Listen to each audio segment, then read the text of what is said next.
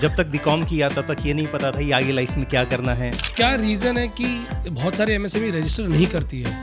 उन कंट्रीज में जितनी पॉपुलेशन है उतने तो हमारे यहाँ पे एमएसएमईज हैं। टॉप 5 प्रॉब्लम्स ऑफ एमएसएमई अगर मैं आपसे पूछूं तो गुजरात के अंदर अगर आप एप्पल टू एप्पल कंपेयर करेंगे, आपने 50 करोड़ का यूनिट लगाया नवापुरा नंदुरबार एरिया के अंदर, आपको 50 करोड़ का सब्सिडी मिला। Maharashtra is the first state in the entire country which came up with its own MSME policy in 1961. Oh 1961। Women वहाँ पे अगर कोई यूनिट लगाती है तो उसको ए जोन के अंदर भी सी जोन का बेनिफिट मिलेगा, जहाँ पे बायर और सेलर को वो मिलाने का काम करते हैं। जम्मू एंड कश्मीर की भी इंडस्ट्रियल पॉलिसी ऑलरेडी आ चुकी है। हमारे पहले एपिसोड के बाद बहुत सारे प्रश्न, बहुत सारी दुविधाएं, जीएसटी को लेके बहुत सारे सवाल आए। उन सब का निवारण हमने कोशिश कर रहे हैं, हमारी टीम पूरी लगी हुई है एक एक प्रश्न का निवारण करें। पर साथ ही सबका एक क्वेश्चन और आया कि ये एमएसएमई क्या चीज़ है। एमएसएमई के बारे में आप जो बता रहे हैं, एमएसएमई को रिलेटेड जो है, क्या ये स्कैम है, क्या वाकई ये सच है? और इसी पे ही चर्चा करने के लिए हमारे बीच आज एक बहुत ही बढ़िया विशेषज्ञ, 5 साल जिन्होंने कॉरपोरेट्स में काम किया है, डेट सिंडिकेशन में काम किया, M&A, ड्यू डिलिजेंस, ये सब करवा के 11 साल खुद की प्रैक्टिस, जहाँ पर इन्होंने स्पेशलाइज़ किया है एमएसएमई सब्सिडीज़ और क्या क्या स्कीम्स अवेलेबल है एक रियल एंटरप्रेन्योर को सक्षम करने के लिए और एक बिज़नेस को वाकई खड़ा करने के लिए और बहुत बढ़िया चलाने के लिए।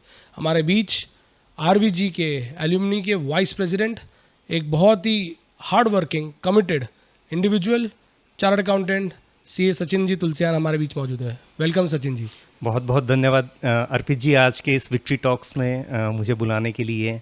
It's my honour to be on this show. Thank you Sachin ji, एक तो आपने टाइम निकाला। और सबसे पहले आपके बारे में, क्योंकि हमने देखा है कि आप भी राजस्थान से आए हैं और आपने बहुत ही कठिनाइयों के साथ, पर CA क्यों चूज़ किया, क्या हुआ, और थोड़ी जीवन यात्रा के बारे में बताइए आप। सो अर्पित जी, राजस्थान से आए थे। जब तक बीकॉम किया तब तक ये नहीं पता था ये आगे लाइफ में क्या करना है। फिर पेरेंट्स से थोड़ा गाइडेंस मिला, रिलेटिव से गाइडेंस मिला, तो उन्होंने बोला आप CA कीजिए। CA कोर्स बारे में जाना, तब मालूम चला कि CA एक ऐसा कोर्स है जो आपको एकेडमिक एक्सीलेंस के साथ साथ में लाइफ एक्सीलेंस के लिए भी आपको प्रिपेयर करता है।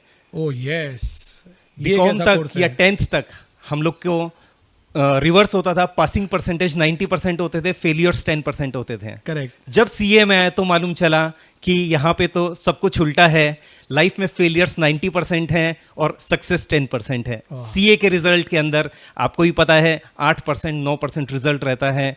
तब जाके मालूम चला जब फर्स्ट अटेम्प्ट के अंदर फेल हुए तो उसके लिए कैसे प्रिपेयर करना पड़ता है, मेटिकुलस प्लानिंग करनी पड़ती है।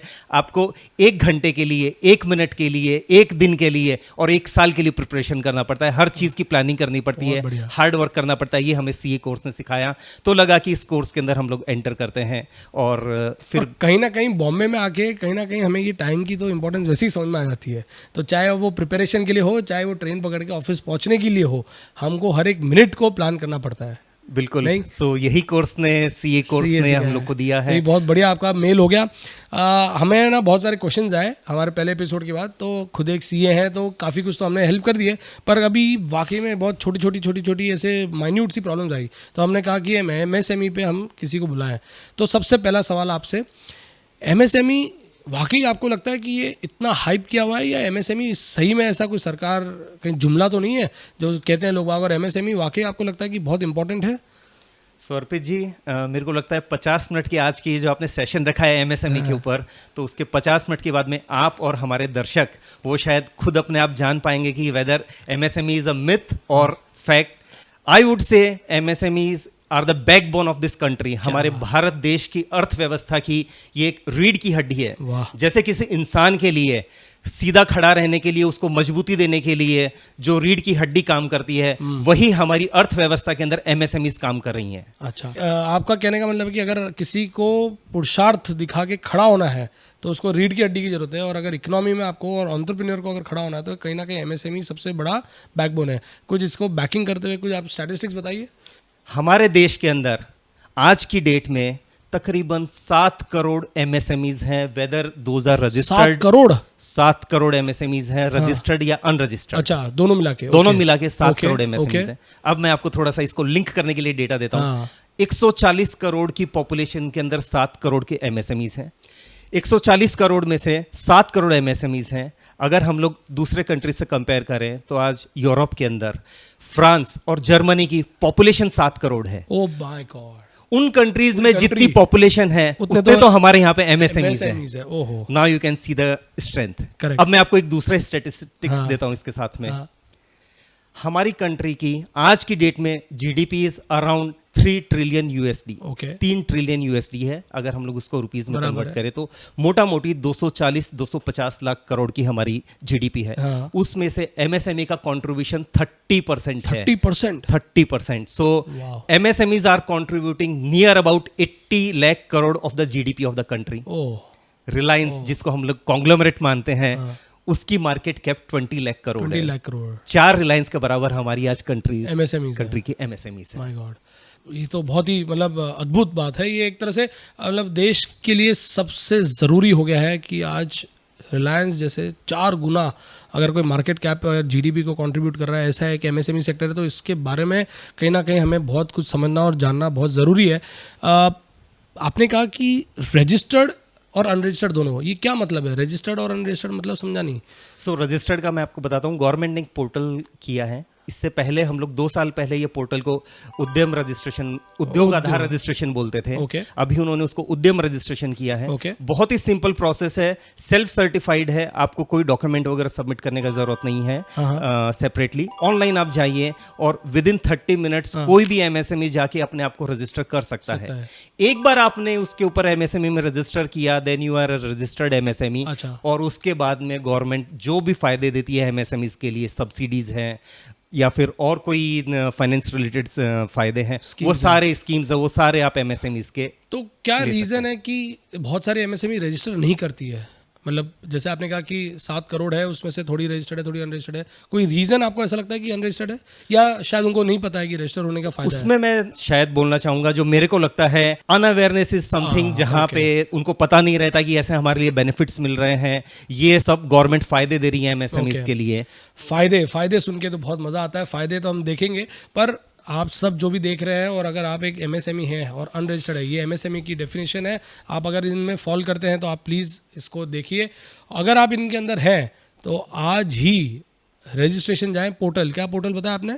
एमएसएमई उद्यम रजिस्ट्रेशन, ये लिंक है, इस पर आप जाएं। ये हमारे कैप्शंस में भी है, इस पर जाएं और रजिस्टर करें। कहीं पर भी आपको दिक्कत आए, विक्ट्री टॉक्स आपके साथ मौजूद है। खैर, आगे बढ़ते हैं। मुझे आप पहले एक चीज़ बताया, अवेयरनेस की हमने बात की, तो टॉप 5 प्रॉब्लम्स ऑफ एमएसएमई आपको क्या लगता है? चूंकि हमारे पास इतने लोगों ने अगर क्वेरीज पूछी है, तो टॉप 5 प्रॉब्लम्स ऑफ एमएसएमई अगर मैं आपसे पूछूं तो? सबसे पहले प्रॉब्लम है एमएसएमईज की competition with the large corporates. अच्छा, ओके।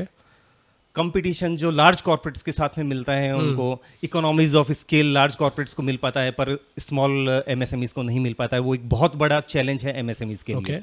दूसरी प्रॉब्लम है इजीली अवेलेबिलिटी ऑफ क्रेडिट। आज उनको लोन मिलना, इजीली लोन मिलना, वो बहुत बड़ी चैलेंज है। ओके। तीसरा चैलेंज है विदाउट कोलेट्रल। आज कोई भी एमएसएमई स्टार्ट करता है, छोटा है, उसके लिए कोलेट्रल अरेंज करना बहुत बड़ी प्रॉब्लम होती है। तो विदाउट कोलेट्रल क्रेडिट अरेंज करना is a very big problem. Okay. Fourth problem recovery of dues. आज आपने कस्टमर को माल बेच दिया, लेकिन लार्ज कॉर्पोरेट्स तो एडवांस के अंदर पैसा लेके माल बेचते हैं। एमएसएमईज के लिए वो सुविधा नहीं होती है, उनको क्रेडिट देना ही पड़ता है और उसके बाद में उसको रिकवरी करना, टाइमली रिकवरी करना, और कुछ केसेस के अंदर उनकी रिकवरी नहीं भी हो पाती है। उसके लिए ये एक बहुत बड़ी प्रॉब्लम है। पांचवी प्रॉब्लम है टेक्नोलॉजी के साथ में compete करना। लार्ज कॉर्पोरेट्स के पास में टेक्नोलॉजी होती है, प्लांट एंड मशीनरी होती है, बड़ी यूनिट्स होती है, रिसर्च होती है, पर एमएसएमईज के पास में ये सारी चीजें नहीं होती। अब ये 5 प्रॉब्लम्स के साथ में एक मैं छठी प्रॉब्लम और ऐड करता हूँ एमएसएमईज के लिए, unawareness of the schemes benefits available. तो क्योंकि एमएसएमई के लिए जितनी स्कीम्स, जो जितनी प्रॉब्लम्स है, समझ में आ रहा है लार्जली ये वर्किंग कैपिटल या कहीं ना कहीं फिनेंस रिलेटेड या कहीं ना कहीं इनको सर्वाइवल के ऊपर बहुत प्रॉब्लम्स हैं। पर इसी को मैच करते हुए आप कह रहे हैं कि अवेयरनेस में फ़ायदे बहुत सारे हैं, जो कि वो भी एक प्रॉब्लम ही हो गई क्योंकि इनको मालूम नहीं है। ये 5 प्रॉब्लम्स तो आपने बता दी। छठी प्रॉब्लम अवेयरनेस आप और हम कर देंगे। 5 जो प्रॉब्लम्स है उसकी आपको क्या लगता है कि कैसे निवारण हो सकते हैं और क्या ऐसे सोल्यूशंस अवेलेबल हैं कि वो कैसे करेंगे? तो उससे पहले मैं आपको थोड़ा सा एमएसएमई की हिस्ट्री में लेके जाता हूँ, जिससे हमको ये प्रॉब्लम समझने के अंदर मदद मिलेगी। हमारे देश को आज़ादी 1947 में मिली, राइट। तब से लेके 60 साल तक टिल 2006 हाँ।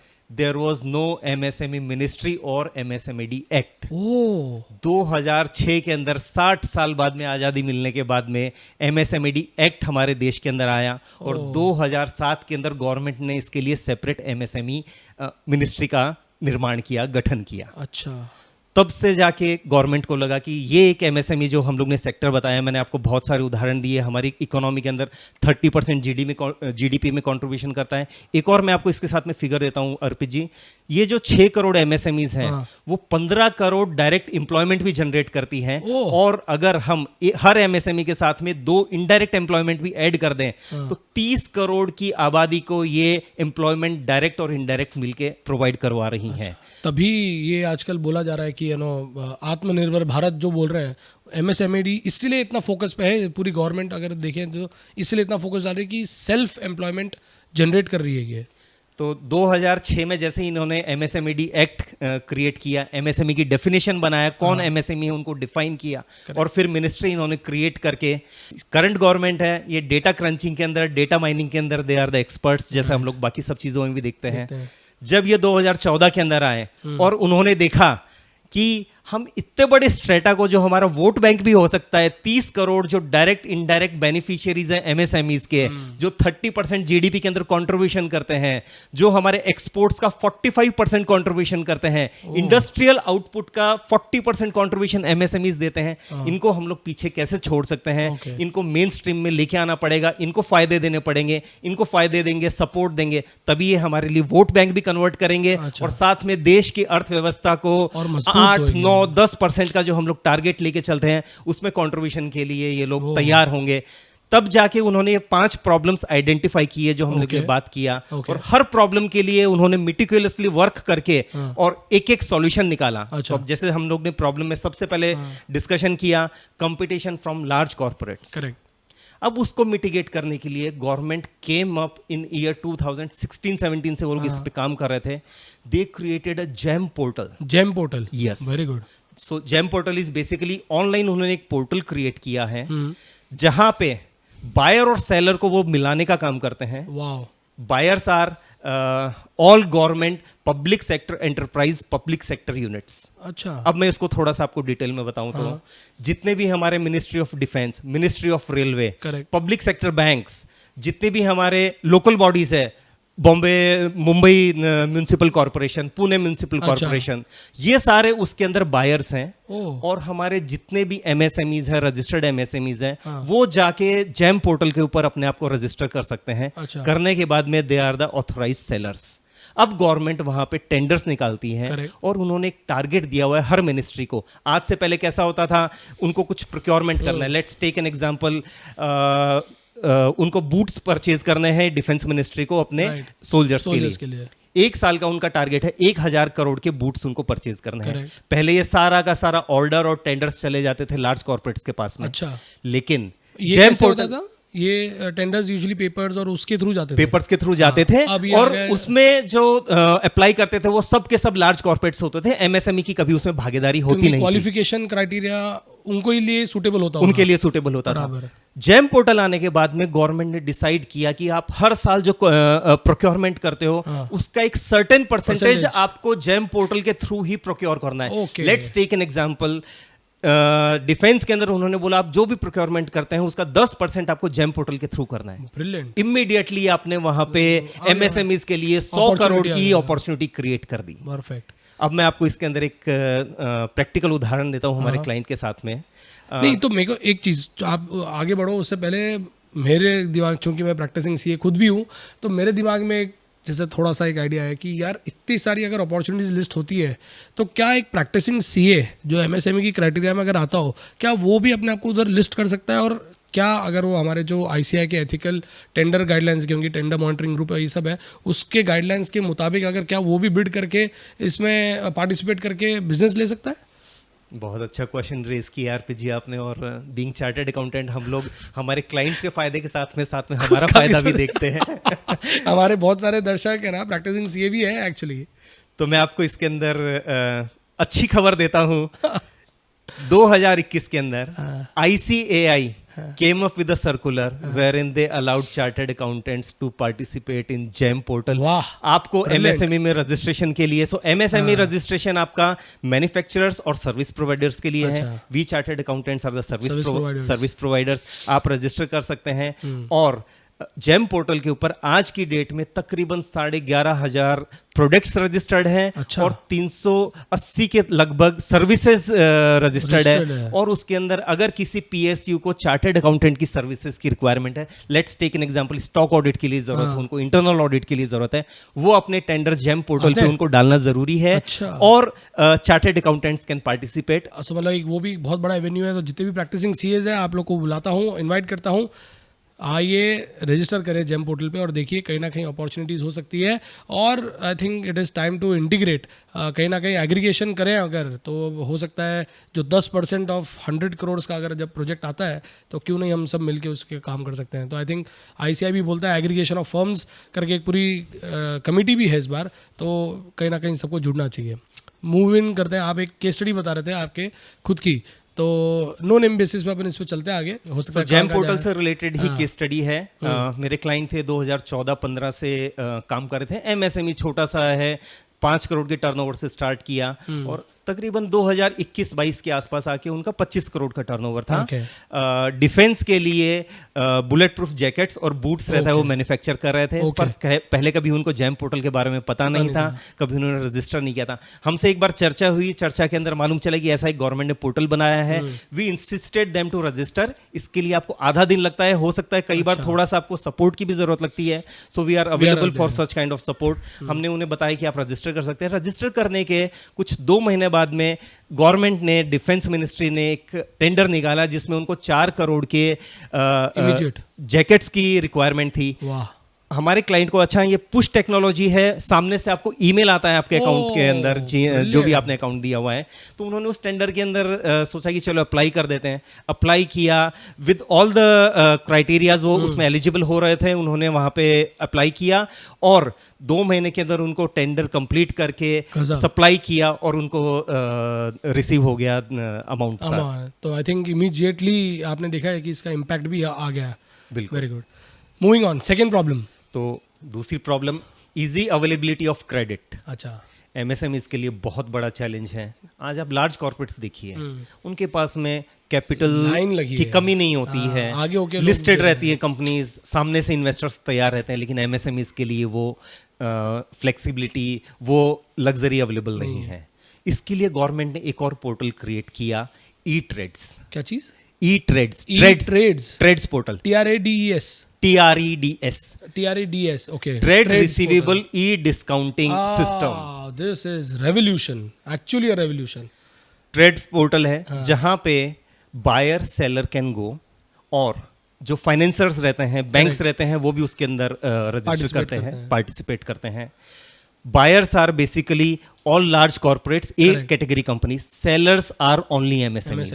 आज कोई MSME है, उसने let's take an example, Tata motors से कुछ परचेज किया है. टाटा मोटर्स उसको 45 दिन बाद में, 60 दिन बाद में, 90 दिन बाद में पेमेंट करेगा. लेकिन उसको तो कैपिटल की आज जरूरत है, उसको सैलरीज देनी है, उसको अपने रॉ मटेरियल सप्लायर्स को पेमेंट करना है. इसके लिए गवर्नमेंट ने ये प्रॉब्लम आइडेंटिफाई करते हुए एक पोर्टल बनाया जहां पे अगर आपने रेप्यूटेड बायर से गुड्स खरीदा है, इमीडिएटली आप जाके उस बिल को डिस्काउंट करवा सकते हो. आपको आज की डेट में पैसा मिल जाएगा और 90 डेज बाद में या 60 डेज बाद में जो भी बैंकर रहेगा उसको सेटल कर देगा उस ट्रांजैक्शन को. TREDS, जिनको भी ये पोर्टल को एक्सेस करना है उसका लिंक यहाँ पर मौजूद है. पर ट्रेड्स का कुछ आप एग्जांपल बताइए कि कैसे ये एक्चुअल प्रैक्टिकली कैसे ये हेल्प किया. तो मैं आपको एक प्रैक्टिकल एग्जांपल देता हूँ. हमारे एक क्लाइंट है, वो एक लार्ज कॉर्पोरेट के साथ में डील कर रहे थे. 2020-21 के अंदर उन्होंने अपना बैंक से CC लिमिट लिया हुआ था, क्योंकि उनको जरूरत रहती है. पर वहां पे वो रेट ऑफ इंटरेस्ट पे कर रहे थे 9-9.5% का. 9 बराबर है. बिल्कुल. उनको मालूम चला कुछ गवर्नमेंट ने ऐसा एक ट्रेड्स पोर्टल बनाया हुआ है. उन्होंने उसके ऊपर अपने आप को रजिस्टर किया और अपने जो लार्ज कॉर्पोरेट्स थे उनको भी बोला कि आप भी उसके ऊपर रजिस्टर हुई है, क्योंकि आपको तो पैसा इमीडिएटली मिलना है, वो आपको मिल जाएगा, चाहिए मैं पेमेंट करूं या ट्रेड्स पोर्टल के ऊपर है. उन्होंने उसके ऊपर रजिस्टर किया और जितना भी परचेज उस लार्ज कॉर्पोरेट से करते थे, मेरे क्लाइंट ने जाके वहां पे वो बिल्स डिस्काउंट इमीडिएटली किए. उसको वो पैसा 24 घंटे के अंदर मिलता है और मैं आपको इसके अंदर एक और इंपॉर्टेंट चीज़ बताता हूँ, जो रेट ऑफ इंटरेस्ट वो वहाँ पे 9% का पे कर रहा था, वो रेट ऑफ इंटरेस्ट रिड्यूस होकर उसकी 60% के ऊपर आ गई। 7 ट्रेड्स पोर्टल के ऊपर My आपको God. बहुत ही कंसेशनल रेट के ऊपर 2.5% का फायदा। Absolutely. So that was the benefit of बहुत Trades बढ़िया। Portal. So government is providing such kind of benefits for MSMEs जहाँ पे वो compete कर सकते हैं अपने large corporates के साथ में। तो इस पे एक और चूंकि प्रैक्टिसिंग हूँ तो मेरे को एक और दिमाग में आया, हमारे जो प्रोड्यूसर है रामानुज जी भट्टड़, वो क्या फिल्म प्रोड्यूसर भी है, उनकी मूवीज़ आ रही है, सब आ रही, तो क्या वो भी अपना बिल जो पेएबल है फॉर एग्जांपल कोई डायरेक्टर को या इसको, वो लिस्ट कर सकते हैं ताकि वो डिस्काउंट हो जाए और फिर उनका फिल्म प्रोडक्शन ये वो सब में थोड़ा सा हेल्प मिल जाए? क्योंकि अगर इस रेट पे है, फिल्म फिनेंसिंग यूजुअली बहुत ही निश एरिया है, बहुत सिलेक्टेड इन्वेस्टर्स ही होते हैं जो इसमें करते हैं, क्या बैंक्स इन सबको एंटरटेन करती है? सो ट्रेड्स पोर्टल पे बेसिकली आपके जो बायर्स होते हैं वो ए कैटेगरी होने चाहिए। अच्छा। अगर वो राजश्री प्रोडक्शन या कोई इस टाइप की ए कैटेगरी के साथ में काम करे तो बिल्कुल उनके भी रामानुज जी अगर आप देख रहे हो तो आप समझो ए कैटेगरी अगर आपके है डायरेक्टर्स, और जैसे हमारे ये विक्ट्री टॉक्स के तो कैटेगरी आई एम श्योर सबसे टॉप कैटेगरी में है आज गूगल रैंकिंग पे, पर अगर वो है तो आपका बिल डिस्काउंट कोशिश करो, ट्रेड्स पोर्टल पे MSME रजिस्टर करके करो तो हो जाएगा। फीस दे देना आप हमको, बाकी तो खैर। अभी आगे बढ़ते हैं। Third problem availability of collateral security. उसके बगैर तो कैसे कोई लोन, उसके बिना लोन हमको, कैसे आप और मैं तो रोज कर ही बैंक नहीं से सकते डील हैं। करते हैं और हमको पता चलता है कि बैंक के पास में जाते हैं वो कोलेट्रल सिक्योरिटी मांगते चाहिए। हैं। आज एक MSME है, उसने बिजनेस 4 साल पहले स्टार्ट किया है, खुद के पास में 1 करोड़ का 2 करोड़ का जो उसने कैपिटल बनाया होता है, पूंजी बनाया होता है, उसको तो अपने बिजनेस के अंदर इन्वेस्ट करना है। करेक्ट। बिजनेस में इन्वेस्ट करने के बाद में वो अपना बचेगा कोलेट्रल क्या? कहाँ से बनाएगा? बराबर पर आप बैंक के पास में यही बैंक आपको कोलेट्रल मांगती है। बराबर है। गवर्नमेंट ने ये प्रॉब्लम को MSME को समझा और उन्होंने एक स्कीम बनाया CGTMSE, credit guarantee scheme for micro and small enterprises. Very good. So CGTMSE zero collateral loan, बिल्कुल जीरो कोलेट्रल लोन, जहां पे government acts as a guarantor for you. Correct. आप जाके बैंक के पास में लोन लीजिए विदाउट कोलेट्रल MSMEs के लिए, it is only for MSMEs। अच्छा। अब इसका लिमिट भी मैं आपको बताता हूँ, 2 करोड़ तक का था जिसमें आप वर्किंग कैपिटल और टर्म लोन दोनों के लिए जा सकते हैं। आज से अप्रैल 2024 से पहले ये लिमिट 2 करोड़ का था, अभी बजट के अंदर अप्रैल 2024 से उस लिमिट को बढ़ा के 5 करोड़ तक का कर दिया गया है। सो गवर्नमेंट हर स्तर के ऊपर कोशिश कर रही है और उन्होंने इस बजट के अंदर, अभी जो लास्ट बजट आया था उसके अंदर 22,000 करोड़ का फंड्स एलोकेट किया है फॉर MSMEs। CGTMSE या फिर बाकी भी स्कीम्स है, पर 22,000 करोड़ का वो बजट खाली MSMEs के लिए लेके चल रही है, उनको सपोर्ट देने की।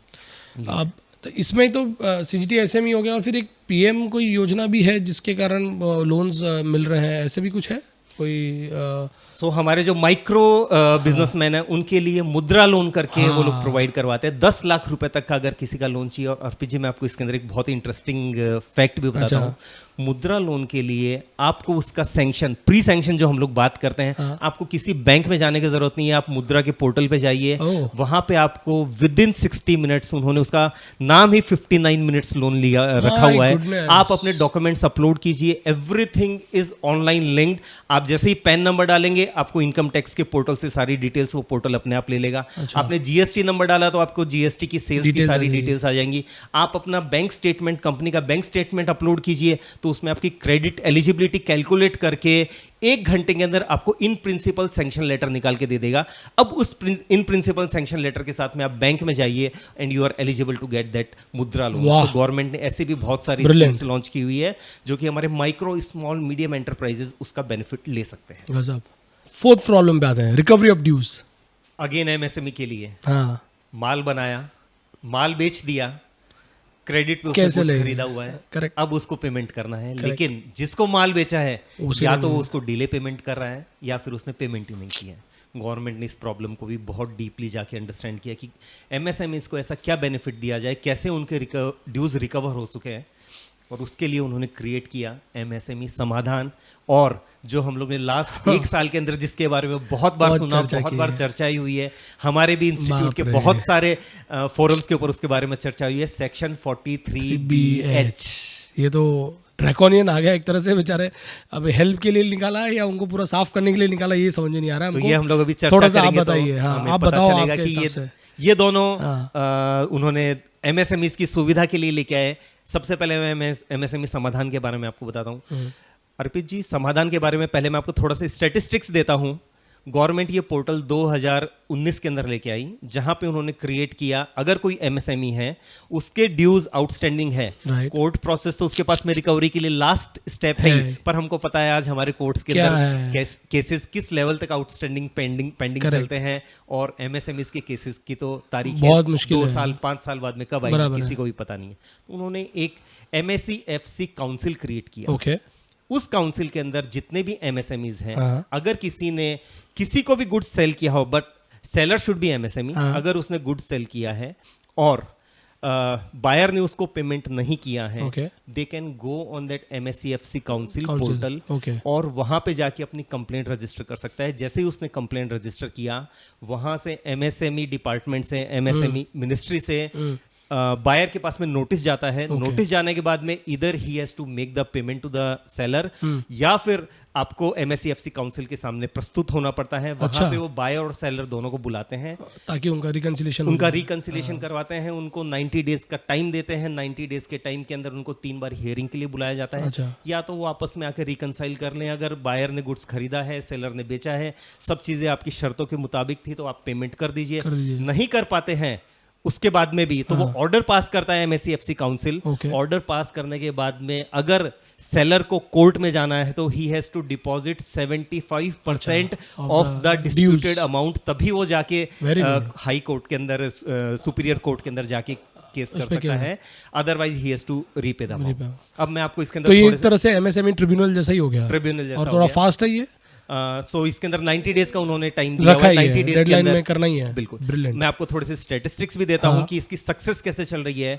2020 से जब तक इन्होंने स्टार्ट किया, 4 साल 5 साल के अंदर यहाँ पे तकरीबन 1,60,000 केसेस अभी तक रजिस्टर हो चुके हैं ऑल ओवर इंडिया। उसमें से या तो आपस में म्यूचुअल सेटलमेंट के साथ में सेटल हो चुके हैं, या फिर MSEFC काउंसिल्स ने ऑर्डर पास कर दिए हैं। उनका रेशियो है 60,000 केसेस उन्होंने रिजॉल्व कर 1,60,000 में से 60,000 को सॉल्व किया है। 60,000 को सॉल्व किया। तकरीबन 35 से 40% रेजोल्यूशन आपको केसेस के अंदर मिल रहा है। दैट इज जो केसेस शायद आउटस्टैंडिंग रहते थे, पेंडिंग रहते थे, कोर्ट में कब जाते थे, कब उसके ऊपर सुनवाई होती थी, वो केसेस MSEFC काउंसिल के अंदर 90 डेज 100 डेज के अंदर रिजॉल्व हो रहे हैं। So this is something which they have brilliant ना, really hats off I think. तो ये तो हो गया बहुत बढ़िया MSME समाधान जो आपने बताया। पर अब 43BH जो कि फाइनेंस एक्ट में इंक्लूड किया था, फिर फाइनेंस मिनिस्टर ने अनाउंस कर दिया, सपोर्टिव कर दिया, पर आप देखेंगे इस पे काफ़ी क्रिटिसिज्म बहुत आया। खुद ही MSME जो सेलर्स है वो खुद, क्या आपके बारे में, क्योंकि आप तो इतने फोरम्स पे आते हो, तो इस पर क्या फीडबैक रहा और आपका क्या इस पर लार्जली चर्चा रही है? तो मैं 43BH के बारे में बोलूँगा। फाइनेंस मिनिस्टर 2023 के फाइनेंस एक्ट के अंदर ये लोग लेके आए। उन्होंने अनाउंस किया कि हम लोग बेनिफिट देते हैं MSMEs को। अगर किसी ने MSMEs से परचेज किया और 45 डेज या 15 डेज के टाइम पीरियड के अंदर पेमेंट नहीं किया, तो बायर के हाथ में वो खर्चा डिसअलाउ हो जाएगा। जिस ईयर में वो पेमेंट करेगा उस ईयर में उसको वो खर्चा मिलेगा। अब हम लोग कई बार फोरम पे जाते हैं, बायर एक बार अगर इसके बारे में बोले कि मेरे को खर्चा डिसअलाउ हो रहा है, इसके लिए आप मेरे को कुछ सहूलियत दीजिए, कुछ गवर्नमेंट से मांगता है, तो हम लोग को समझ में आता है। पर हमने कई फोरम्स पे देखा सेलर्स इसके बारे में बोल रहे हैं कि हमको पेमेंट 45 डेज के बाद में आएगा तो भी चलेगा। तो यहाँ पे हमको थोड़ा सा डिसकनेक्ट लगा कि उनको एजुकेट करने का जरूरत है। ये जो सेक्शन 43BH गवर्नमेंट लेके आया है, ये आपके फायदे के लिए है। हो सकता है आपको ट्रांजिशन पीरियड के अंदर साल भर में माल बेचने के अंदर दिक्कत हो, या आपसे जो बायर है वो आपसे गुड्स ना खरीदें, लेकिन अल्टीमेटली अगर आपकी क्वालिटी ऑफ गुड्स अच्छी है तो उसको 2 महीने बाद में, 3 महीने बाद में, 6 महीने बाद में आपके पास में आना पड़ेगा। लेकिन जब वो आपके पास में वापस आएगा तो वो उसकी जो आदतें बिगड़ चुकी थी, जो आपको वो 3 महीने बाद में, 6 महीने बाद में पेमेंट देता था, वो अब आपको 15 दिन 20 दिन के अंदर पेमेंट करेगा। और जो MSMEs को हमेशा क्रेडिट अवेलेबिलिटी की प्रॉब्लम रहती थी, आपकी वर्किंग कैपिटल साइकिल रिड्यूस हो जाएगी। तो लगभग ये अगर रिकंसाइल करें अपन, जैसे कि ये उन लोगों के लिए प्रॉब्लम है जो A कैटेगरी बायर से डील नहीं करते हैं। नहीं तो आप बिल डिस्काउंटिंग जाके अपना पैसा तो ले ही सकते हो, अगर आप समझो क्योंकि अपने पास एक पोर्टल है ट्रेड्स, जिसमें आप अगर बिल डाल दो तो आपको तो पैसा मिल जाता है इमीडिएटली। पर समझो ये वो वाले लोगों को इशू है जो शायद A कैटेगरी वाले कंपनी से डील नहीं करते हैं, उनको माल बेच रहे हैं, पर वो लोग जो परचेस कर रहे हैं, अब ये लोग क्या कर रहे हैं, they are avoiding people from MSMEs and they are directly purchasing from larger parties. और लार्ज पार्टी से परचेज करना मतलब हर चीज़ का फ़ायदा है, शायद डिस्काउंट भी अच्छा मिलता है, क्रेडिट पीरियड भी अच्छा मिलता है, ये खर्चा भी डिसअलाउ नहीं होता है, तो हर चीज़ में इनको पॉजिटिव ही पॉजिटिव है। तो शायद कहीं ना कहीं ये चीज़ मिला के एमएसएमईज सब रिवोल्ट में आ चुके हैं कि यार ये तो हमारे लिए एक्चुअली ड्रैकोनियन है। बट आपका कहने का मतलब है कि ये टाइम है, ट्रांजिशन टाइम फेज है, ये टाइम फेज निकल जाएगा तो ऑटोमेटिकली ये स्ट्रीमलाइन हो जाएगा, ऐसा? बिल्कुल। आप देखिए जब जीएसटी आया था बहुत 2016 के अंदर, उस टाइम पे सब लोगों ने क्रिटिसाइज सोचा ही किया था। था कि जीएसटी कैसे इतने बड़े देश के अंदर इम्प्लीमेंट हो पाएगा। लेकिन अपना जो लास्ट एपिसोड हुआ तो उसमें मनीष जी ने भी बताया कि कैसे GST has revolutionised the country. yes। तो मेरे ख्याल से जितने भी हमारे मौजूद दर्शक हैं, आप ये समझें कि जो भी आ रहा है ये टीथिंग प्रॉब्लम्स बोलते हैं इसको, जो नया एक्ट आता है, नया प्रोविजन आता है, कहीं ना कहीं स्ट्रीमलाइन होगा और कहीं ना कहीं आपको ही फेवरेबल रहेगा ये इन द लॉन्ग रन। और हम उम्मीद भी करते हैं कि वापस जो बिज़नेस गया हो, अगर छोटी मोटी अगर चीज़ों के लिए अगर वो वाकई चाहता है तो आपके पास ही आएगा, और फिर नहीं आना चाहे तो 43BH तो एक बहाना है, बाकी तो और भी बहुत सारे रीज़न हो सकते हैं कि वो क्यों नहीं आपसे परचेज करेगा। सिर्फ पेमेंट देने में टाइम से मेरे ख्याल से कोई परचेज नहीं करेगा, ऐसा शायद मुश्किल है। बिल्कुल, अगर आप क्वालिटी गुड्स उसको सप्लाई कर दे रहे ही हैं रहे तो हो तो अल्टीमेटली सर्विस उसको दे आपके रहे हो पास तो में फिर तो आना ही आएगा ही पड़ेगा। आएगा, बराबर है, ठीक बात है, राइट। फिफ्थ प्रॉब्लम जो है आपका सबसे इम्पोर्टेंट, उस पर आपका क्या है समाधान?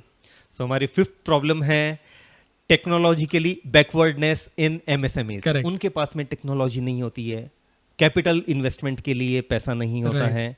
अब उसमें गवर्नमेंट कैसे सपोर्ट करती है? अर्पित जी, मैं इसके बारे में बताता हूँ। Government is focusing on MSMEs. जैसे मैंने आपको बताया, सेंट्रल गवर्नमेंट ने 22,000 करोड़ का फंड्स एमएसएमईज के लिए हर साल वो बजट के अंदर रखते हैं। 2023 के बजट में 22,000 करोड़ था, 2024 में भी उन्होंने अभी इंटरिम बजट में 22,000 करोड़ रखा है। पर जिस हिसाब से स्टेटमेंट आते हैं, सपोर्ट आता है, मेरे को लगता है जब हमारा वापस से नई गवर्नमेंट बनने के बाद बजट आएगा, ये कहीं ना कहीं पे आपको एक्सीड होके आएगा 22,000 करोड़ very से। good। So government is supporting like anything. Okay। Same way में स्टेट गवर्नमेंट की भी। सो हम लोग इसके लिए जो फिफ्थ प्रॉब्लम है, उसके लिए subsidies and incentives Incentives from है, बहुत सारे central government and state government. तो जैसे जो मैंने कि मौजूद सेंट्रल है। गवर्नमेंट का तो आपको बताया, उन्होंने बजट फिक्स किया हुआ है और वो लोग इंसेंटिव सब्सिडीज देते हैं। सेम वे के अंदर state governments are also giving lot of incentive subsidies to MSMEs.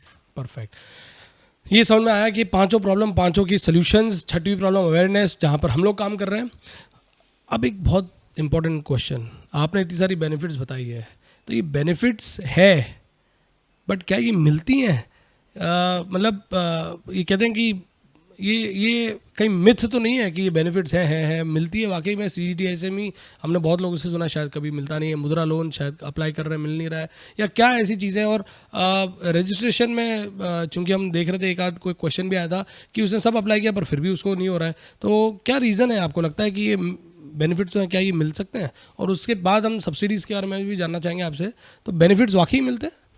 सो अर्पित जी, इसमें मैं सबसे बड़ा जो आपको ड्रॉबैक बताता हूँ, अवेयरनेस एमएसएमईज के बारे में। आप अगर उनका थोड़ा सा बैकग्राउंड समझेंगे, छोटे व्यापारी होते हैं, छोटे मैन्युफैक्चरर्स होते हैं, टेक्नोलॉजिकली वो अपने फील्ड के अंदर एक्सपर्ट होते हैं, माहिर होते हैं, राइट। एक category world class product manufacture कर रहे हैं। लेकिन जैसे ही फाइनेंस की बात आती है, जैसे ही इंसेंटिव्स की बात आती है, सब्सिडीज की बात आती है, उनको शायद वो लोग बैकफुट पे आ जाते हैं, उनके पास में सपोर्ट नहीं होता है। आज एक लार्ज कॉर्पोरेट रहता है, उसके पास में सीएस की एमबीएस की टीम रहती है जो उनका पूरा एनालाइज करती है, उनको बेनिफिट्स कौन कौन से मिल सकते हैं प्रोवाइड करवाती है। लेकिन एमएसएमईज के लिए ये बहुत बड़ी प्रॉब्लम होती है। तो अगर वो प्रॉपरली एडवाइस लेते हैं अपने सीए से, अपने एडवाइजर से, तो उनको पता चलेगा कि ये गवर्नमेंट स्कीम्स दे रही हैं और वो आप उनका बेनिफिट ले सकते हैं। रजिस्ट्रेशन के अंदर जैसे मैंने आपको बताया, उद्यम रजिस्ट्रेशन 15 मिनट से 20 मिनट आपको रजिस्ट्रेशन में लगता है। हो सकता है हैंड होल्डिंग का जरूरत पड़ेगा, आप अपने एडवाइजर से बात कीजिए, he will certainly help you.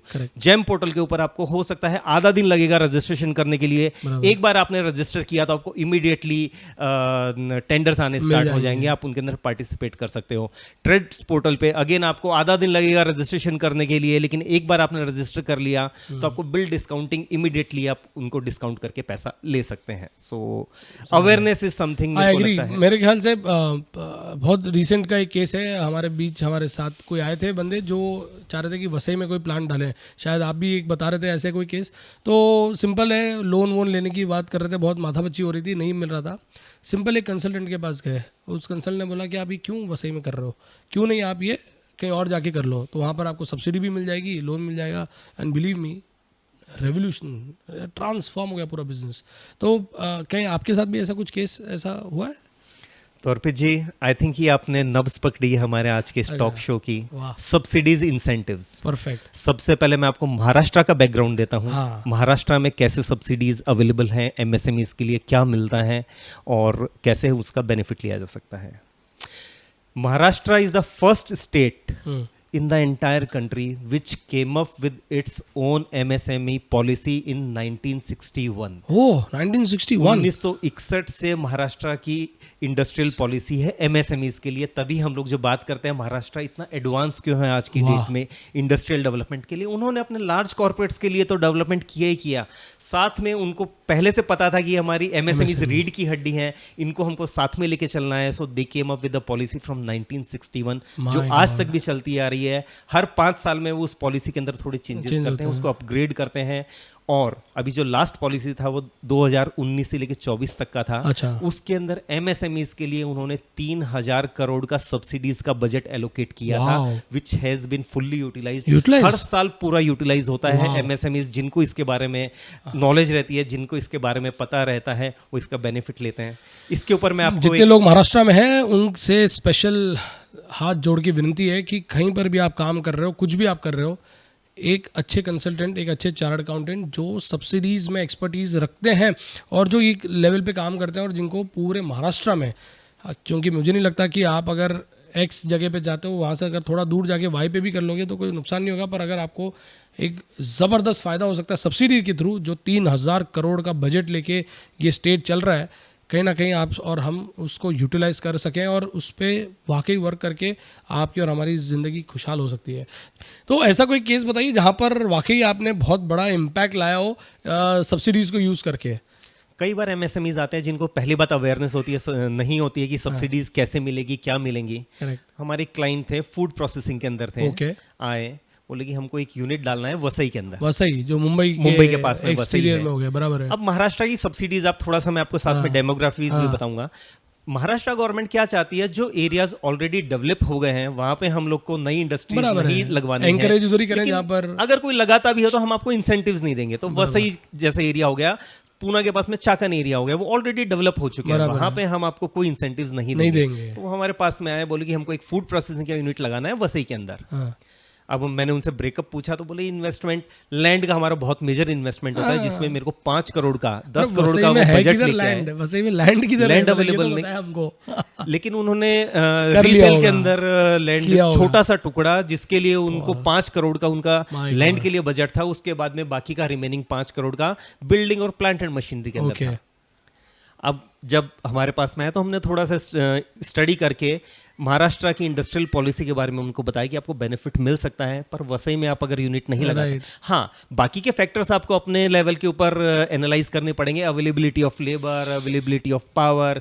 लेकिन आप सरप्राइज हो जाएंगे, वसई से अगर आप 60 किलोमीटर थोड़ा सा आगे ट्रैवल करते हैं, बहुत लंबा डिस्टेंस नहीं है, लेकिन अगर आपने वहां से 50 से 60 किलोमीटर ट्रैवल किया तो एक एरिया आता है वाड़ा, जो कि मुंबई के इतना नजदीक है।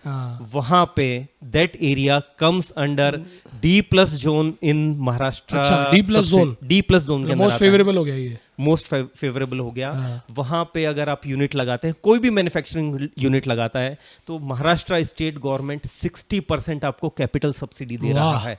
अब जो प्रोजेक्ट वो यहाँ पे 10 करोड़ का लगा रहे थे, वही 10 करोड़ का प्रोजेक्ट अगर उन्होंने वाड़ा में जाके लगाया तो उनको 60% का सब्सिडी प्लस फूड प्रोसेसिंग अगर आप लगाते हो, food processing is the rising sector in Maharashtra industrial policy, उसके लिए 20% एडिशनल सब्सिडी। एडिशनल, वाह, ये सब्सिडी हो गई उनके लिए मिला के 80%। अब तो जो आपने लोन रिक्वायरमेंट भी कम हो गई। अब जो आपने land, building, plant and machinery के अंदर इन्वेस्टमेंट किया था, उसके ऊपर 80% आपको सब्सिडी मिल जाती है।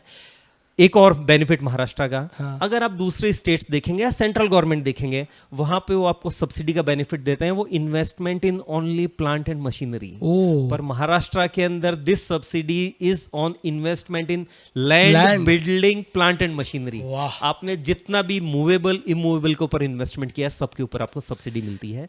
तो उन्होंने उसके ऊपर प्रॉपरली, अब उसके क्या होते हैं, आपको कंप्लाइंसेस करने पड़ते हैं, आपको उसके प्रोसेसेस, स्टेप्स फॉलो करने पड़ते हैं। उन्होंने वो सारे स्टेप्स फॉलो किए, उनको 80% सब्सिडी मिला। ओनली द थिंग इज, आपको वो सब्सिडी एक साथ नहीं मिलती है, महाराष्ट्र गवर्नमेंट आपको 7 साल के अंदर या 10 साल के अंदर देती है। अच्छा। उसका भी उनका पर्पस है। अगर किसी ने यूनिट लगाया, शुरू में सब्सिडी ले लिया और उसके बाद यूनिट बंद कर दिया, तो it is a loss for the company as well as loss for the exchequer for the government. तो उन्होंने बोला कि आप हर साल हमारे पास में आइए, हम लोग इसको इंस्टॉलमेंट्स के अंदर आपको हर साल सस्टेनेबल है कि नहीं वो भी सस्टेनेबल है। तो बहुत बढ़िया, इसके लिए दोनों का फायदा हुआ, आपने जॉब्स भी क्रिएट किए, लॉन्ग टर्म सस्टेनेबिलिटी क्रिएट किया और आपको इंसेंटिव सब्सिडी। कहीं ना कहीं वो स्टार्टअप वाला बबल जो है उसको भी आपने मिटिगेट कर दिया, कि ऐसे नहीं कि सिर्फ आप आइडिया लेके आए, लॉन्च कर दिया, फंडिंग करवा ली और भाग गए। कहीं ना कहीं हम चाहते हैं कि आप रहो इधर, एम्प्लॉयमेंट भी दो और करो। बहुत बढ़िया। तो आज से 10 साल पहले अगर आप देखें तो शायद 10 या 15 साल पहले आपको एक साथ सब्सिडी मिल जाती थी। गवर्नमेंट ने भी अपनी मिस्टेक से सीखा और उसको 7 साल या 10 साल के अंदर आपको बेनिफिट्स देते हैं। It is a beneficial for the person who is putting the industry as well as for the government. So ऐसे लोग बेनिफिट ले रहे हैं इंडस्ट्रियल सब्सिडीज का। और ये तो हम लोग बात कर रहे हैं खाली महाराष्ट्र का। ऐसे ही महाराष्ट्र ने 1961 में स्टार्ट किया, उसकी देखिए देख पिछले 10 साल के अंदर 18 states are there who has come up with their own industrial policies. 18 states? 18 states। मतलब ये लास्ट 5 से साल में ही 5 से 7 साल के अंदर 18 स्टेट्स। अभी रिसेंट के अंदर जम्मू कश्मीर को हमारी गवर्नमेंट ने धारा 370 हटा के और उधर भी आ गई इंडस्ट्रियल पॉलिसी। वहां की भी जम्मू एंड कश्मीर की भी इंडस्ट्रियल पॉलिसी ऑलरेडी आ चुकी है। And they all are taking support of Maharashtra industrial policy. उसी के बेसिस पे हर स्टेट अपनी इंडस्ट्रियल पॉलिसी लेके आए। ब्रिलियंट। D+ जोन है, आपने बताया था ये कि यहाँ पर इतना सब्सिडी होता है, ये तो थोड़ा सा स्ट्रक्चर बताइए, महाराष्ट्र सब्सिडी क्या है और महाराष्ट्र में ऐसा क्या सब्सिडीज होता है और कैसे स्ट्रक्चर्ड है, कैसे मिलती है? महाराष्ट्र स्टेट के अंदर इन्होंने पूरे स्टेट को 6 जोन्स के अंदर डिस्ट्रीब्यूट किया हुआ है। A, B, C, D+, naxalite areas and no industrial areas. तो ऐसे इन्होंने एरियाज को डिस्ट्रीब्यूट किया हुआ है। A zone is the most developed, जहां पे हम आपको इंसेंटिव्स नहीं देंगे। हम लोग मुंबई के आसपास का एरियाज की बात कर सकते हैं। मुंबई हो गया, वसई, थाना जो एरिया है वो ऑलरेडी डेवलप्ड है। अगर हम लोग थोड़ा सा आगे जाएं, पुणे के आसपास का देखें तो चाकन एरिया है जो पिछले 15-20 साल के अंदर ऑटो हब को बना चुके हैं। तो वहां पे आपको इंसेंटिव्स नहीं मिलती है। लेकिन आप जैसे ही बी जोन में जाते हैं आपको 30% सब्सिडी मिलता है। सी जोन के अंदर जाएंगे आपको 40% सब्सिडी मिलेगा। तो जैसे जैसे आप आगे मूव करते जाएंगे, डी और D+ मतलब बहुत फेवरेबल हो गया। D+ फेवरेबल हो गया, जहां पे आपको 60% सब्सिडीज मिलती हैं आपके एंटायर कैपिटल इन्वेस्टमेंट के ऊपर। और गवर्नमेंट इज सपोर्टिंग। क्या वहाँ स्किल लेबर मिलता है? मतलब ये जो D+ जोन है सारे, मतलब यू आर वहाँ पर पॉपुलेशन मतलब इतनी है कि स्किल लेबर आपको अवेलेबल है? बिल्कुल, एक इंडस्ट्री के लिए जितना रिक्वायर्ड स्किल लेबर रहता है, अनस्किल्ड रहता है, वो आपको उस एरिया के अंदर मिल जाता है। अगर आप नहीं, क्योंकि वो अगर लोगों को लाके ट्रैवल करा के रुकवाना पड़ा तो वो कॉस्ट भी एक बहुत बड़ी हो जाती है, जो कहीं ना कहीं फैक्टर इन करना पड़ेगा। अगर D+ जोन में आप कुछ सेटअप कर रहे हैं तो थोड़ा सा आपका कॉस्ट हो सकता है, कुछ चीजों के अंदर बढ़ जाएगा, लेकिन जो आपको इंसेंटिव्स मिलते हैं, बेनिफिट्स मिलते हैं, उसके सामने अगर शायद वो आपकी कॉस्ट रिकवर हो सकती है। Perfect, great. और ये सब्सिडीज मिलती कैसे है? आपने कहा कि ये स्टैगर्ड वे पे है, मतलब आप पीस मिल में आपके पास आएगी। तो आप एक एग्जांपल लीजिए, आपने 10 करोड़ का एक प्रोजेक्ट लगाया, राइट। ए जोन के अंदर D+ जोन के अंदर आपने वो प्रोजेक्ट लगाया, आपको 60% सब्सिडी मिल रही है, आपको 6 करोड़ की सब्सिडी मिलेगी। ये सब्सिडी आपको 6 साल के अंदर मिलनी है। सो 6 करोड़ डिवाइडेड बाय 6 ईयर्स, हर साल आपको 1 करोड़ की कैपिटल सब्सिडी आपके अकाउंट के अंदर डायरेक्टली गवर्नमेंट के यहाँ से क्रेडिट होगी। कुछ उसके रिक्वायरमेंट्स रहते हैं, आपको क्लेम सबमिशन करना पड़ता है। ईयरली आप क्लेम सबमिशन कीजिए, उसके बेसिस पे आपके अकाउंट के अंदर वो हर साल 1-1 करोड़ रुपए आपके अकाउंट के अंदर आ जाएगा। इसके लिए लाइसेंसिंग करने की जरूरत नहीं है आपको।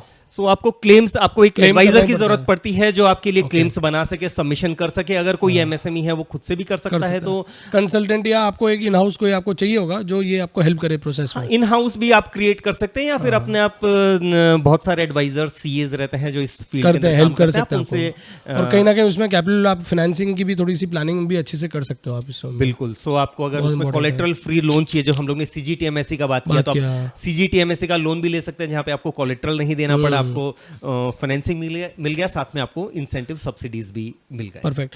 तो ये तो हो गई मैन्युफैक्चरिंग की बात, ये सब की बात। क्या रिटेलर और होलसेलर्स के पास भी ये कोई बेनिफिट्स मिलती है?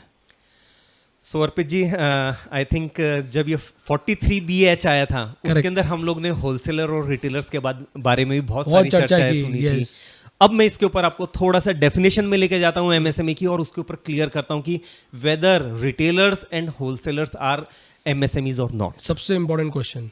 बिल्कुल। अगर आप एमएसएमई की डेफिनेशन के अंदर जाएंगे तो they say that only manufacturers and service providers are MSMEs as per MSMED act. खाली मैन्युफैक्चरर्स और सर्विस प्रोवाइडर्स ही एमएसएमईज है, वो रजिस्टर कर सकते हैं।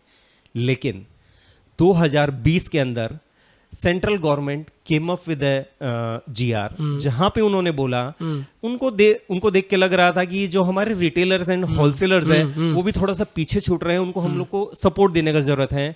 तो प्रायोरिटी सेक्टर लैंडिंग करके एक बैंक्स के अंदर जब आप लोन लेने के लिए जाते हैं, तो उसके लिए प्रायोरिटी सेक्टर्स जो रहते हैं उनको सस्ते के अंदर लोन मिलता है। जैसे हम लोग प्रायोरिटी सेक्टर की बात करते हैं, होम लोन हो गया, व्हीकल लोन हो गया, इसके ऊपर आरबीआई से जो बैंक्स को पैसे मिलता है वो भी सस्ते पे मिलता है, और जब ये फर्दर लैंड करते हैं तो भी सस्ते के ऊपर लैंड करते हैं। एमएसएमईज को भी बैंक्स ने प्रायोरिटी सेक्टर के अंदर क्लासिफाई किया हुआ है। जो भी आप एमएसएमईज को देते हैं वो आपको सस्ते रेट पे देना पड़ेगा। करेक्ट। तो गवर्नमेंट ने कहा कि हमारे जो होलसेलर और रिटेलर्स हैं, इनको खाली प्रायोरिटी सेक्टर लैंडिंग का बेनिफिट देने के लिए हम लोग एमएसएमई का रजिस्ट्रेशन अलाउ करते हैं। वाओ। तो आपको खाली वो एक बेनिफिट लेने के लिए उन्होंने एमएसएमई का रजिस्ट्रेशन अलाउ किया। लेकिन जो हम लोग सब्सिडीज का बात करते हैं, जो हम लोग सेक्शन 43BH का बात करते हैं या समाधान का बात करते हैं, उनके अंदर आज भी उनको लेके नहीं आए। हो सकता है, हम लोग भी कई बार रिप्रेजेंट करते हैं गवर्नमेंट को कि आप इनको भी जब एक एक बेनिफिट दिया तो आप कवर कीजिए। मैं आपको एक और चीज इसमें बोलूंगा, आप इंटेंशंस देखिए, गवर्नमेंट के इंटेंशंस एमएसएमई को सपोर्ट करने वाले हैं, उनके इंटेंशंस। हो सकता है कई बार आप पॉलिसीज ड्राफ्ट करते हैं, कुछ चीज़ें आपसे छूट जाती हैं, कुछ उनके पर्पसेस रहते हैं, लेकिन they want to bring all wholesalers and retailers also into the mainstream. आपको उनको एमएसएमईज के बेनिफिट देने हैं, तो हम लोग रिप्रेजेंट करते हैं। हो सकता है साल 2 साल बाद में आपको मतलब पर ये समाधान गवर्नमेंट चाहती है कि उद्योग करें आप। ट्रेडिंग करना शायद वो इतना नहीं समझते कि उनमें आपको ये सब की जरूरत है, क्योंकि ट्रेडिंग में तो और भी आपके पास एडवांटेज हो सकते हैं, और शायद इतने आपको कैपिटल इंटेंसिव की जरूरत नहीं पड़ती है। बिल्कुल। तो मेरे ख्याल से ये सब रीजन से हो सकता है कि, पर हो सकता है सेक्शन 43BH का वो बेनिफिट के लिए रिटेलर्स होलसेलर्स को कवर करे। एमएसएमई समाधान के लिए हमारे पास में बहुत बार आता है कि हम होलसेलर्स रिटेलर्स हैं, हम लोग अपनी रिकवरी के लिए क्यों नहीं जा सकते हैं। अभी तक उन्होंने उनको कवर नहीं किया है, पर गोइंग फॉरवर्ड हो सकता है। आज अपन ने डिस्कस किया है, कहीं ना कहीं कोई गवर्नमेंट ऑफिशियल भी अगर सुन रहे हो, गवर्नमेंट तक भी हमारी जाती है, तो क्या पता वो सोचे और शायद हमको इन्वाइट भी कर सकें कि कहीं ना कहीं ड्राफ्ट कर सकें।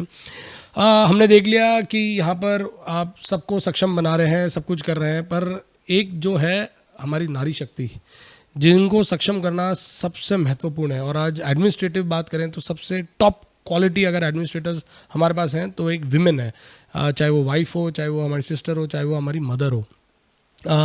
हमने देखा है कि these are the people who are running every show in the best way possible, limited of the resources में। एज अ WRC चेयरमैन जब मैं था, तब हमने एक प्रोजेक्ट लॉन्च किया था, प्रोजेक्ट प्रेरणा, जिसमें हमने देखा था कि कैसे हम विमेन चार्टर्ड अकाउंटेंट्स को जो कि ब्रेक ले चुकी हैं और कहीं ना कहीं सबैटिकल पे है या मैटरनिटी लीव पे है, कैसे how can they restart the journey. तो कहीं ना कहीं एमएसएमई में ऐसा कुछ विमेन एंटरप्रेन्योर्स के लिए कुछ है कि नहीं है? इस गवर्नमेंट में अगर आप देखेंगे, they want to bring women also into the mainstream. उनको पता है कि ये हमारी अनटैप्ड अपॉर्चुनिटी है। अगर हम लोग ने उनका रिसोर्सेज, उनकी काबिलियत को यूज कर लिया, तो हमारी इकोनॉमी में जो हम लोग डबल डिजिट ग्रोथ का जीडीपी के अंदर का बात करते हैं, गारंटी है, वो बिना मातृ शक्ति के, बिना विमेन एम्पावरमेंट के आ ही नहीं सकती है। बिल्कुल। इन्हीं सब चीज़ों को ध्यान में रखते हुए government has bring in lot of benefits, incentives and support for the women entrepreneurs. Okay. अब मैं इसी के अंदर आपको फर्दर लेके जाते हुए कुछ एग्जांपल कुछ एग्जाम्पल हाँ बताइए कि विमेन के लिए क्या फ़ायदा है इस MSME के पूरे इसमें वुमेन एंटरप्रेन्योर्स के लिए। तो अगर हम लोग सेंट्रल गवर्नमेंट की बात करें, सेंट्रल गवर्नमेंट की एक स्कीम है stand up India. Stand up India के अंदर अगर कोई विमेन एंटरप्रेन्योर अपना प्रोजेक्ट लगाते हैं, 1 करोड़ रुपए तक का लोन उनको आसानी से मिलता है और उसके ऊपर रेट ऑफ इंटरेस्ट है। बाकी नॉर्मल स्टैंड अप इंडिया के अंदर बाकी लोगों को भी वो लोग लोन देते हैं, लेकिन स्टैंड अप इंडिया के अंदर अगर विमेन एंटरप्रेन्योर रहेगा उनको 1% सस्ती रेट के ऊपर ब्रिलियंट लोन मिल जाएगा। उसके अलावा अब हम लोग आते हैं महाराष्ट्र स्टेट गवर्नमेंट के अंदर। अगेन हम लोग देखते हैं कि तो यहाँ पर और स्पेशल है। अच्छा, वाह। अब जो हम लोग ने PSI पॉलिसी का बात किया, जो महाराष्ट्र स्टेट गवर्नमेंट आपको 30% से लेकर 100% तक का सब्सिडी देता है, एरिया वाइज देता है। महाराष्ट्र गवर्नमेंट की विमेन एंटरप्रेन्योर्स के लिए सेपरेट इंसेंटिव सब्सिडी पॉलिसी है। वाओ। जहां पे अब जो हम लोग ने बात किया ऑलरेडी डेवलप्ड एरिया है, वसई का एरिया या फिर चाकन का एरिया, अगर एक नॉर्मल एंटरप्रेन्योर उस एरिया में यूनिट लगाता है तो उसको 0 इंसेंटिव है क्योंकि वो ऑलरेडी डेवलप हो चुका है। लेकिन इसी नारी शक्ति को ध्यान में रखते हुए उन्होंने विमेन पॉलिसी के अंदर डाला है, अगर नारी वहां पे विमेन वहां पे अगर कोई यूनिट लगाती है तो उसको A जोन के अंदर भी C जोन का बेनिफिट मिलेगा। अब C जोन में 40% जो सब्सिडी मिल रही थी, जो कि आपको सपोज यहाँ से 100 किलोमीटर दूर जाके यूनिट लगाने में मिल रही थी, वही सब्सिडी अगर आप बॉम्बे के पास में, मुंबई के पास में, थाना के अंदर यूनिट लगाते हैं, आप वसई के अंदर यूनिट लगाते हैं, उसी यूनिट के ऊपर विमेन एंटरप्रेन्योर 40% सब्सिडी ले सकती है। आई थिंक महाराष्ट्र में जितने भी हमारे दर्शक हैं, विमेन एंटरप्रेन्योर्स जो चाहते हैं बिजनेस और उद्योग करना, ये बात जरूर ध्यान दें। बहुत ज़बरदस्त इंसेंटिव्स हैं महाराष्ट्र में। क्यों आप पीछे हैं, जागिए और टेक दिस अपॉर्चुनिटी, कहीं ना कहीं सेटअप करें, एस्टैब्लिश करें, छोटे से छोटा उद्योग भी करें। आई एम श्योर एक पूरा इकोसिस्टम बना हुआ है जो आपको हेल्प करना चाह रहा है और इंश्योर करेगा कि आप बहुत ज़बरदस्त ग्रो कर सकें। ऋषि जी, अगेन आपने बहुत सही नब्ज़ पकड़ी है। हर चीज़ में हमारे पास में कंपैरिजन जब भी आता है, गुजरात सबसे पहले आके खड़ा होता है। तो हमारे गुजरात भाइयों के लिए भी कुछ है? अब मैं आपको गुजरात भाइयों से पहले हम लोग ये देखते हैं कि महाराष्ट्र का उसके साथ में कंपैरिजन क्या है। अच्छा, ओके। तो मैं आपको उसके बारे में 1-2 प्रैक्टिकल एग्जांपल्स देता हूँ। ओके। अभी से 6 महीने पहले हमारी CA इंस्टीट्यूट की ब्रांच है सूरत के अंदर। एकदम बहुत डायनेमिक ब्रांच है हमारी, one of the most outperforming branches of our ICI। 6 महीने पहले वहाँ के जो ब्रांच हेड हैं उनका हमारे पास में फ़ोन आया और बोले कि हमको सब्सिडीज़ के बारे में जानकारी चाहिए। तब तक तो ठीक था। हाँ। सब्सिडीज के साथ में उन्होंने एक और शब्द जोड़ा, हमको महाराष्ट्र की सब्सिडीज के बारे में जानना है। अच्छा। जैसे ही उन्होंने महाराष्ट्र जोड़ा, मेरे दिमाग में क्वेश्चन आया, आप गुजरात में बैठ के जिसको आप संपन्न स्टेट बताते हैं, आपको महाराष्ट्र के बारे में इंटरेस्ट क्यों है? इसके बाद में मैं थोड़ा डिटेल में गया और जाके उसको स्टडी किया कि वो मुझे मुंबई से सूरत क्यों बुला रहे हैं और वो भी गुजरात में बैठ के महाराष्ट्र के बारे में। अब मैं आपको इसके बारे में कंपैरिजन देता हूँ। हमेशा हम लोग सब्सिडीज के बारे में या बाकी सब चीज़ों के बारे में बात करते हैं, महाराष्ट्र और गुजरात का कंपैरिजन करते हैं। गुजरात और महाराष्ट्र के पास में एक बॉर्डर डिस्ट्रिक्ट आता है, नंदुरबार नवापुर एरिया। बिल्कुल, धुलिया के बाजू में है। बिल्कुल, यस, जो एकदम बॉर्डर है सूरत से लग के। महाराष्ट्र की इंडस्ट्रियल पॉलिसी के अंदर उसको एस्पिरेशनल डिस्ट्रिक्ट का दर्जा दिया गया है और aspirational district in industrial policy means 100% capital subsidy. 100%? बिल्कुल। अगर कोई वहां पे 50 करोड़ का land, building, plant and machinery में इन्वेस्टमेंट करके प्रोजेक्ट लगाता है तो उसको वहां पे 50 करोड़ रुपए की सब्सिडी मिलती है। My God. अब देखिए, गुजरात में जो सूरत में बैठे हैं, उनको अपनी यूनिट के लिए 1 से 1.5 घंटा तो सूरत के बाहर आके ट्रेवल करना ही पड़ता है, क्योंकि टेक्सटाइल वाले जितने भी हैं, आपको सिटी में तो यूनिट लगा नहीं सकते, आपको 1.5 घंटा तो ट्रेवल करना ही पड़ेगा। वहां से अगर आप 45 मिनट से 1 घंटा और ट्रेवल करते हैं तो आप लैंड कर जाते हैं नवापुर नंदुरबार के अंदर। गुजरात के अंदर अगर आप एप्पल टू एप्पल कंपेयर करेंगे, आपने 50 करोड़ का यूनिट लगाया नवापुरा नंदुरबार एरिया के अंदर, आपको 50 करोड़ का सब्सिडी मिला। गुजरात के अंदर उसी यूनिट के ऊपर ओनली 1 करोड़ रुपए का सब्सिडी है। Is it? बिल्कुल। तो ये डिफरेंस है सब्सिडी के अंदर। Maharashtra is the best state पूरे कंट्री के अंदर जो मैक्सिमम सब्सिडीज देता है और आपको मिलती है। गुजरात के अंदर आपको 1/10 और आई वुड से 1/50 सब्सिडी मिलती है। ये रीजन था ये। लेकिन अगर आपको सब्सिडीज में 50 करोड़ का जितना आपने कैपिटल इन्वेस्टमेंट किया सेम टू सेम आपको सब्सिडी मिल जाती है, 100% सब्सिडी मिल जाती है, तो क्यों ना यूनिट नवापुर में, नंदुरबार में लगाया जाए। ये रीजन था, वो इंडस्ट्रियल पॉलिसी जानना चाहते हैं महाराष्ट्र और की। सूरत वालों को तो जैसे खाना, मतलब गुजरात में खाना भी अच्छा होता है, तो मैं तो नंदुरबार गया हुआ हूँ, हमारा बहुत अच्छा स्टडी सर्कल है वहाँ पे, और कन्वीनर, डिप्यूटी कन्वीनर हमारे बहुत सारे लोग हैं, सीएस की बहुत अच्छी क्राउड है वहाँ पे, खाना भी A1 है वहाँ पे, मतलब आई थिंक रहने के लिए भी उत्तम, और इतनी बड़ी सब्सिडी, सब कुछ ही टॉप है, तो क्यों नहीं। तो नंदुरबार 5 साल के अंदर एक और मैं आपको उसमें अपडेट देता हूँ। पिछले 5 साल के अंदर उन्होंने एक MIDC डिक्लेयर किया था। अच्छा, जैसे ही यहाँ से इन्वेस्टमेंट आना स्टार्ट शुरू हुआ, तकरीबन आज की डेट में खाली गुजरात से 150 से 150 के करीब लोगों ने अपनी industries, MSME industries Nandurbar, Navapur के अंदर लगा दी है। अच्छा, वो जो MIDC 1 था वो पूरा फुल हो चुका है। वहां पे गवर्नमेंट को 5 साल के अंदर MIDC 2 लॉन्च करना पड़ा, और उसके अंदर भी आपको लैंड फटाफट गजब जा रही है। हम नंदुरबार के हमारे जितने भी चार्टर्ड अकाउंटेंट्स मौजूद है, बहुत बड़ी अपॉर्चुनिटीज आपके लिए। देखिए 150 यूनिट्स ऑलरेडी आ चुके हैं वहाँ पे, किसने रोका है और आने के लिए। एक MIDC की बात हो रही थी आज, तो इतनी MIDC अगर उधर बना दी है, इन्होंने खींच दी है, तो कहीं ना कहीं बहुत बड़ी अपॉर्चुनिटी है, और यही फ़ायदा है आई थिंक विक्ट्री टॉक्स में आप लोग जुड़े हमारे साथ, तो कहीं ना कहीं आपको समझ में आएगा कि कहाँ पर क्या क्या अपॉर्चुनिटीज हो सकती है। गजब इनसाइट दिया है। हमने तो पूरे इलेक्शन में अभी यही सुना है कि महाराष्ट्र से सरकार लेके जा रही है, पर ये तो आपने नई बात बताई है कि महाराष्ट्र में भी इतनी सारी यूनिट्स भी आई है। पहले वो बोलता है ये एपिसोड, तो हो सकता है बीजेपी वाले हमारा भी यूज़ करते हैं कि काउंटर करने के लिए, बट गजब। फूड प्रोसेसिंग का केस देख लिया हमने गुजरात से, महाराष्ट्र टेक्सटाइल का केस देख लिया, EV इलेक्ट्रिक का बहुत चल रहा है, कुछ EV रिलेटेड, कुछ MSME रिलेटेड महाराष्ट्र में कुछ है बेनिफिट? बिल्कुल, तो अगेन हॉट सेक्टर है। अच्छा, आज गवर्नमेंट चाहती है कि जो कन्वेंशनल फ्यूल से व्हीकल्स चलते हैं उनको रिड्यूस किया जाए। Maharashtra is again the first state who came up with its own industrial policy for electrical vehicle और electrical vehicle components. Correct. Same way में जैसे वुमेन एंटरप्रेन्योर के लिए उन्होंने एडिशनल बेनिफिट्स दिए हैं। पॉलिसी आपकी PSI है, सेम बेनिफिट्स हैं, लेकिन EV के अंदर भी अगर आप EV मैन्युफैक्चर करते हैं, उसके कंपोनेंट्स मैन्युफैक्चर करते हैं, तो A जोन के अंदर भी आपको जहां पे नॉर्मली बेनिफिट नहीं मिलता था, वहां पे आपको C जोन का बेनिफिट मिलेगा। अब हम लोग आते हैं चाकन के अंदर। अगर किसी ने नॉर्मल कन्वेंशनल व्हीकल या कोई भी यूनिट लगाया चाकन के अंदर, उसको बेनिफिट नहीं मिलता है क्योंकि वो A जोन के अंदर है। लेकिन स्पेशल EV पॉलिसी के अंदर उन्होंने मेंशन किया है, अगर आपने चाकन के अंदर EV या उससे रिलेटेड कंपोनेंट्स मैन्युफैक्चर का यूनिट डाला है, तो आपको उस जोन के अंदर भी, A जोन के अंदर भी 40% कैपिटल सब्सिडी मिल सकता है। गजब, अमेजिंग। तो आई थिंक इलेक्ट्रिक के लिए तो बहुत बड़ी प्रॉमिसिंग सेक्टर भी है, और इतनी अच्छी अपॉर्चुनिटी है महाराष्ट्र में, तो कहीं ना कहीं जितने भी लोग हमको देख रहे हैं, अगर इलेक्ट्रिक में आप कुछ करना चाह रहे हैं तो प्लीज़ हमसे कनेक्ट करें। कहीं ना कहीं बहुत सारी एडवाइस हो सकती है, बहुत सारी गाइडेंस हो सकती है, और हम चाहते हैं कि आज जो गर्मी जिस प्रकार की हो रही है, कहीं ना कहीं हम सब फ्यूल को छोड़े, इलेक्ट्रिक पे आए, बहुत सारे पेड़ पौधे लगाएं। कि पेड़ पौधे लगाने के लिए भी कुछ MSME में कुछ है, ऐसा कुछ बेनिफिट है? पेड़ पौधे के लिए तो नहीं है पर ये बहुत जल्दी आना भी चाहिए, सेल्फ मोटिवेशन के लिए, सेल्फ रिलायंस। तो बहुत ज़बरदस्त हुआ ये हमारे पास आज पूरी जानकारी हमारी सब्सिडीज से रिलेटेड, MSME से रिलेटेड।